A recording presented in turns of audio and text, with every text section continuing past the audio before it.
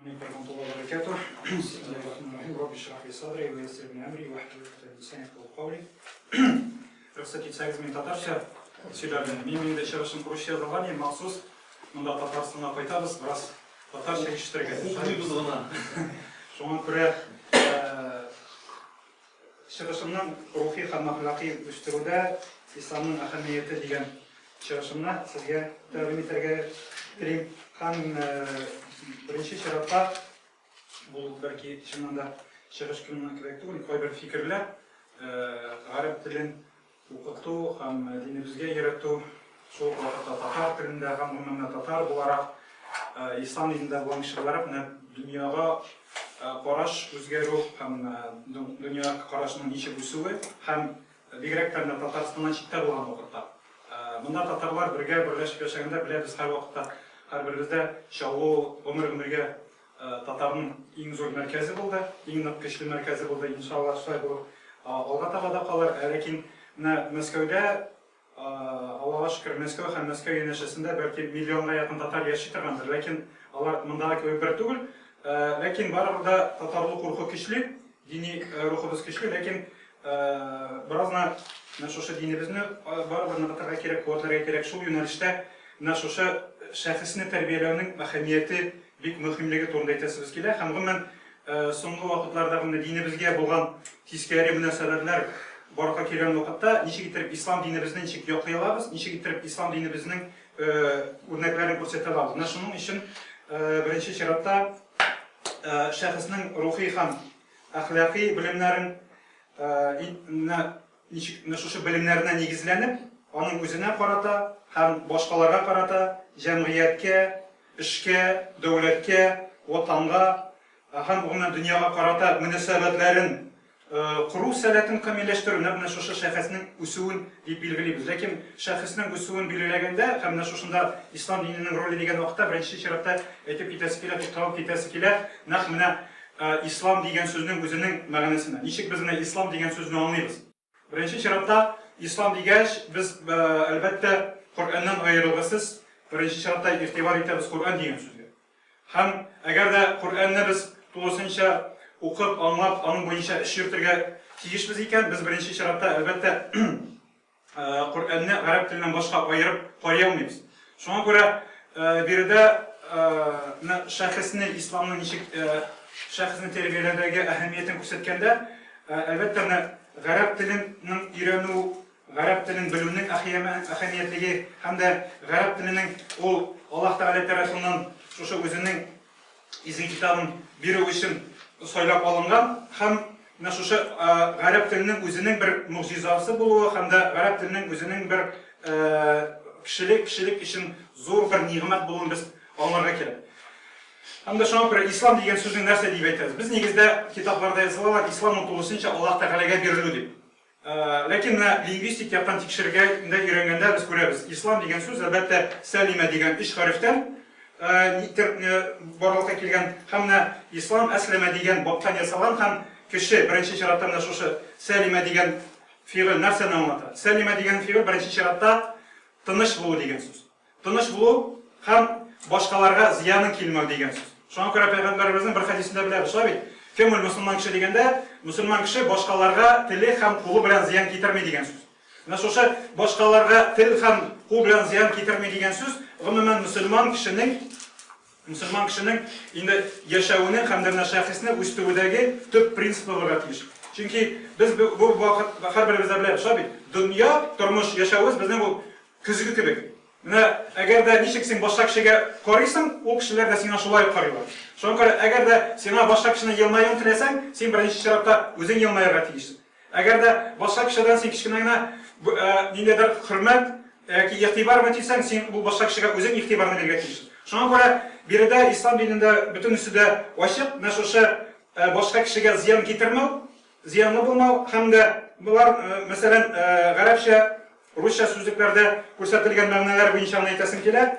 Анысы икенче бер мәгънәләре шулай ук әйтәбез. Аллаһның бер рәхмәтендә булу дигән мәгънәдә һәм дә инде кешегә зыян китермәү, һәм дә шулай сакланырга, һәм дә тыныч булырга дигән мәгънәләр бар. Һәм дә шулай мәгънәсе бар гоман сокланырга, урысча әйткәндә спасаться дип әйтәбез шулай бит. Һәм дә башка ярат булмаган әйберләрдән азынырга, һәм дә инде шулай азат булырга. Ә менә ислам дигән сүз турыдан-туры әйткәндә, менә шушы Аллаһның рәхмәте белән әгәр дә кем ислам динен кабул итә икән, шул ислам динен кабул иткән кеше үзенә менә шушы яңа санап әйткән фигылиятне тану, шушы сыйфатларның үзе өчен таба һәм дә үзе шул халәттә яши. Димәк, мөселман кеше беренче чиратта нәрсә нинди халәттә булырга тиеш? Ул беренче чиратта кешегә зыян китерми торган халәт булырга тиеш. Икенче чиратта ул гомумән саклана дигән сүз. Әгәр дә кем сакланырга кирәк булса, ул беренче чиратта гомумән ислам динен кабул ит дигән сүз гомумән сак булыгыз яки сакланыгыз яки котылыгыз дип кычкырган кебек. Спасайся дигән сүз кебек яңгыр. Шуңа күрә беренче чиратта кешеләргә, мөселманнарга гына түгел, мөселманнар үзләренә дә аңлатырга кирәк. Ислам дигән сүз ул беренче чиратта тынычлык дигән сүз. Шуңа күрә аны бер нинди дә терроризм һәм башка әйберләр белән янәшә куярга мөмкин түгел. Ул киресенчә андай шакшы, начар әйберләрнең дошманы дип әйтергә кирәк. Икенче чиратта әйтәсе килә, менә шушы гарәп телендәге мәгънәсе буенча безнең беләбез, иң беренче икра дигән сүз иңдерелә пәйгамбәребезгә, ул укы дигән. Ләкин күбрәк шушы укы дигән сүзнән без мөрәҗәгать итәбез, ләкин сүзлекләрдә һәм гарәп телендәге мәгънәләрдә бар, укыгына түгел, өйрән дигән сүзе бар. Өйрән фикерлә аңларга тырыш дигән сүз. Өйрән фикер аңларга тиеш. Шуңа күрә Коръән дигән сүздә теге кайбер халыкларга караганда уку дигән мәгънә белән аңлатылалар. Шуңа күрә уку гына түгел, шулай өйрән тырыш аңларга дигән сүз. Әгәр дә мәсәлән китапның тышына монда укыр өйрән дип язып куйган икән, син бит аны теге өйгә алып кайтып югары урынга куяр өчен генә түгел, ул үзе китап, шулай бит. Шуңа күрә син аны укырга, өйрәнергә тырышсың, тиештең. Шуңа омтылырга тиештең. Шуңа күрә шушының мәгънәләренә төшенергә кирәк. Һәм мәсәлән милләт дигән сүзебез бар. Милләт дигән сүз гарәп телендә ике мәгънәгә ия. Берсе ансы халык дигән сүз, икенчесе дин дигән сүз. Нәрсә турына, бу нәрсәгә ишарәли? Беренче чиратта, димәк, әгәр дә син милләтеңне сакларга теләсәң, иң беренче динеңә игътибар ит. Әгәр дә динеңне сакларга теләсәң, шулай милләтеңне дә калдырма дигән сүз. Димәк, әгәр дә Аллаһ Тәгалә бөтенесенең рәхмәте белән бу юктан гына түгел бит, дин һәм милләт дигән сүзнең берлеге. Әгәр дә халык үзенең динен оныта икән, бу халык озак яшәй алмый. Берничә буын бәлки яшәр, яңадан соң ул үзенең телен, исемен җуеп, башка халыкка үрелеп, башка дингә үрелеп. Һәм дә тагын бер мисал китерәсе килә бер сүзне, булса фәләхә дигән фигыль. Кай вакытта афлаха, муфлихун дигән сүзләрне Коръәндә ишетәбез шабит. Ләкин азан әйткән вакытларда ишетәбез хайя алел фәлах дип сүзләрне ишетәбез. Менә фәләхә дигән сүз беренче мәгънәсе аның җир эшкәртергә дигән сүз. Урысча әйткәндә пахать. Икенче мәгънәсе бар уңышка ирешергә. Нәрсә бу? Димәк, гарәп теле әйткәнемчә сүзләргә мәгънәләр генә биреп калмый. Менә шушы үзенең Аллаһ Тәгаләнең рәхмәте белән үзенә бер юл күрсәткеч, теге шушы Коръән кебек үк безгә теге Хидаят китабы булган кебек күрсәтә. Уңышка ирешер өчен нәрсә эшләргә кирәк?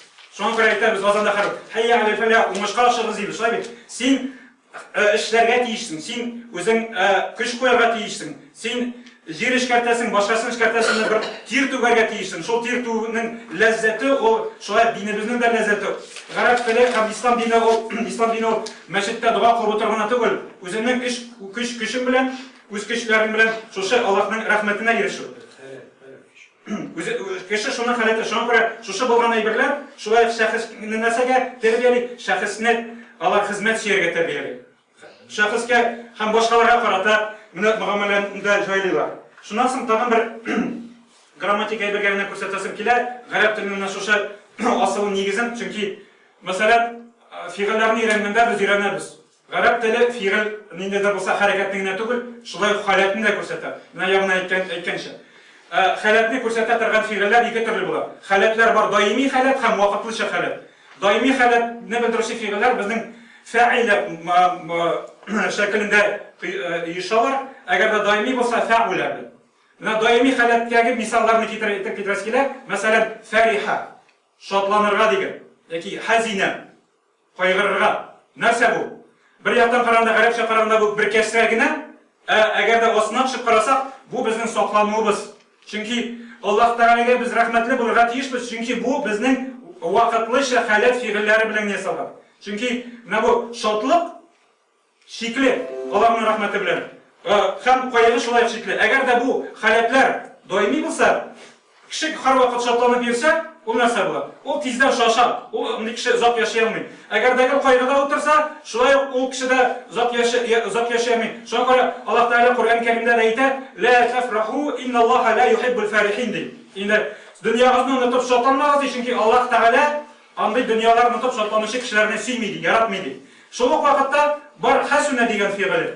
Хасуна дигән фигыль кай вакытта укытканда сорыйбыз. Яхшы булырга дигән сүз тәрҗемә ителә. Шулай. Ничек нинди яхшы булу нинди халат? Даими халатмы, вакытлы халатмы? Кай вакытта студентлар әйтәләр, һәм кешеләр дә әйтәләр, шулай бит. Кеше һәрвакыт даими яхшы була алмый, шуңа күрә бу вакытлыча халаттыр ди. Ләкин грамматик категориялары буенча күрәбез, хасуна дамма белән куела һәм бу күрсәтә даими халатны.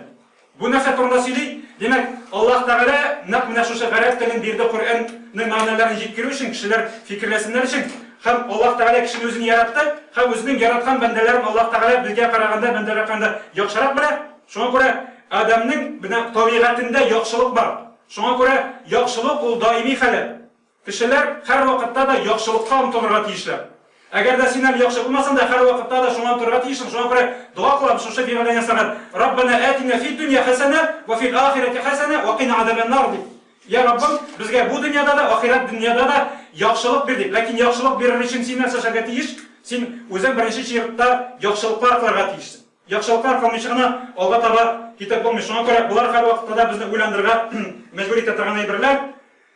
Шундый мәсьәләләрне тагын берсен әйтеп китәсем килә. Ислам динебез аша һәм дә грамматик категориялар аша төрле кешеләр арасында мөнәсәбәтләр дидек. Монда шулай гендер мөнәсәбәтләр дидек, яки мәсәлән хатын-кызга булган мөнәсәбәт. Аллаһның рәхмәте белән динебезне һәм дә телебезне яраткан Аллаһ Тәгалә билгеле бер гыйлемнәрне үзен биреп тора. Һәм мин мәсәлән шушы әйберләр турында төрле шәйхләрдән, мәшәйхләрдән сораган вакытларда ачык кына теге шул турда китаплар бармы дип әйтәлмәделәр. Шуңа күрә Аллаһның рәхмәте белән шушы минем аша сезгә бүлешергә мөмкинчелек туды дип әйтәм. Мәсәлән, хатын-кызга мөрәҗәгать иткәндә. Гарәп телендә хатын-кызга мөрәҗәгать иткәндә әйтәбез, син дип әнти дибез. Хәле ничек дигәндә халуки дибез. Шулай кайфа халуки дибез. Һәм әгәр дә фигыль бар икән, үткән заманда без мәсәлән әйтәбез, катабти, син яздың. Яки син язасың, тактубина дибез. Яки яз дип әйтсәк тә уктуби дибез. Яки язма дисәң, ла тактуби дибез. Мөрәҗәгать турыдан турыга хатын-кызга мөрәҗәгать булганда, гарәп телендә Аллаһ Тәгалә күрсәтә, һәр вакытта да аваз и авазына тамамлана. Ни өчен и авазына тамамлана? Әгәр дә күзгә карашына басып карасагыз, нәрсә ул и дигәндә, и ул бер төрле бер йомшаклык, и ул ниндидер бер елмаю, мөлаимлык.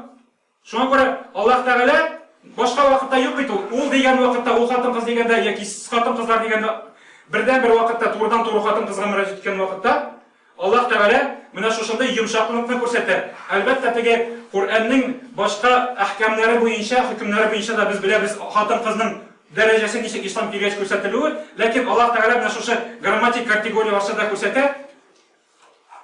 Аллаһ Тәгалә күрсәтә, ничек иттереп хатын-кызга әмер бирәсеңме син, яки нәрсәне дә булса тыясыңмы, син һәр вакытта да елмаясың. Ә елмаю нәзакәтлелек, менә шуңа күрә динебезнең бәлки үзебезнең дин кардәшләребезгә яки башка дин кардәшләренә турында күрсәткәндә, ислам диненең нинди икән, хатын-кызга мөнәсәбәт икәнендә шушы гарәп теленең грамматик категориялары аша күрсәтә алабыз. Рөхсәт итсәгез, 2 генә минут тагын әйтәсе киләдер, ничек иттереп менә шушы шәхесне тәрбияләүдә үзебезнең милли иҗатыбыз, татар халкының милли иҗаты турында бер-ике фикер менән әйтәсе килә. Рөхсәтме?